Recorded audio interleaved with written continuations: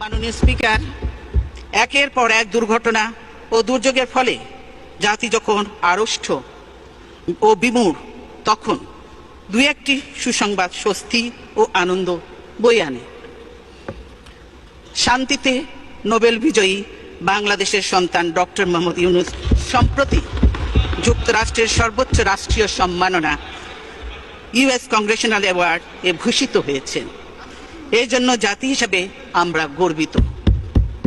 Doctor ইউনূসকেও জানাই আন্তরিক অভিনন্দন। তবে স্বদেশে তিনি যেভাবে নিগ্রহের শিকার হচ্ছেন তা সত্যিই দুঃখজনক। তার মেধা, শ্রমিক ঘামে প্রতিষ্ঠিত গ্রামীণ ব্যাংকও আজ হুমকির মুখে। সরকার নিয়োজিত কমিশন নোবেল বিজয়ী প্রতিষ্ঠান গ্রামীণ ব্যাংককে ভেঙে 19 টুকরো করার সুপারিশ করেছে। আমরা এতে স্তম্ভিত। এ ধরনের সিদ্ধান্ত গ্রামীণ ব্যাংককে ধ্বংস করে ফেলবে। ক্ষুদ্র ঋণের মাধ্যমে নারীর ক্ষমতায়নে এই ব্যাংক গুরুত্বপূর্ণ ভূমিকা পালন করে চলেছে।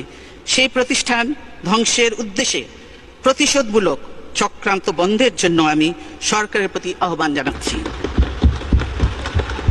আমরা এর তীব্র বিরোধিতা করছি। দেশের মানুষ এ ধরনের হীন কার্যকলাপ মেনে নেবে না। একটা প্রতিষ্ঠান ভেঙে ফেলা, ধ্বংস করা খুবই সহজ, কিন্তু এ ধরনের একটি প্রতিষ্ঠান গড়ে তোলা অনেক কঠিন ও শ্রমসাধ্য কাজ। গ্রামীণ ব্যাংকের ওপর রাষ্ট্রীয় কর্তৃত্ব আরোপের অপচেষ্টা চলছে। আমরা এরও তীব্র বিরোধিতা করি। রাষ্ট্রায়ত্ত ব্যাংকগুলো লুটপাট করে সরকার যে অবস্থা করেছে, তারা কি গ্রামীণ ব্যাংকেও সেই অবস্থায় নিয়ে যেতে চায়? আমরা ডক্টর ইউনূসের সমর্থনে এবং গ্রামীণ ব্যাংকের পক্ষে আমাদের দৃঢ় অবস্থানের কথা ব্যক্ত করছি।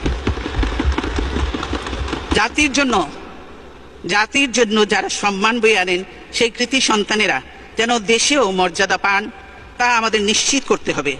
না হলে দেশ মেধাশূন্য হয়ে পড়বে।